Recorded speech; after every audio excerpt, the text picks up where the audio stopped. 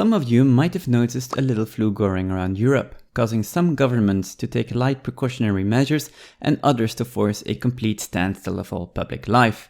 And with good reason. Over 30,000 people in Europe alone have died from this virus. Starting in Italy and Spain, it spread like wildfire across Europe. With free movement of people, work, capital and goods, this is hardly surprising. However, it did seem to come as a surprise for the EU. At the start of the outbreak, there was little lockdown coordination, no mass organized EU support, and no standard on tracking the pandemic. This hasn't gone by unnoticed by the media, and fortunately the EU has since then changed gears. Still, the Treaty on the Functioning of the European Union provides the EU with all the necessary legal tools to give widespread support from day one.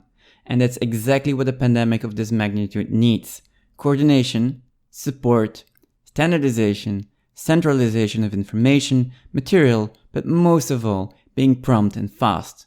Now, through this video, I'd like to structure what could have been an alternative EU comprehensive pandemic response plan. So let's get at it and start with the first measure: support. That the Union is able to support its member states with preemptive measures is proven by its ability to deploy 60,000 military personnel to defend Europe. Unfortunately, nothing similar exists against pandemics, floods, eruptions, and wildfires. As such, one of the first EU additions should be, in analogy of the Rapid Reaction Force, a Rapid Medical Response Team. This team should be deployable in the EU in less than 48 hours and include mobile hospitals, protective gear, doctors and nurses, basic medicine, and all necessary material. The purpose of this rapid response team is to preempt overwhelming local healthcare and avoiding at all costs that people die because of lack of care. To be able to correctly assess where and when support is needed, the EU requires information, and that brings us to the second measure: the standardization, centralization, and accessibility of information. In the past week, nearly every European has become a statistician, designing graphs, interpreting data, and making predictions on how the pandemic will evolve. Unfortunately, the quality of the data they use was lacking. Infection data depends on testing frequency and the methodology used, which were different per country. Same problem persists when analyzing casualties.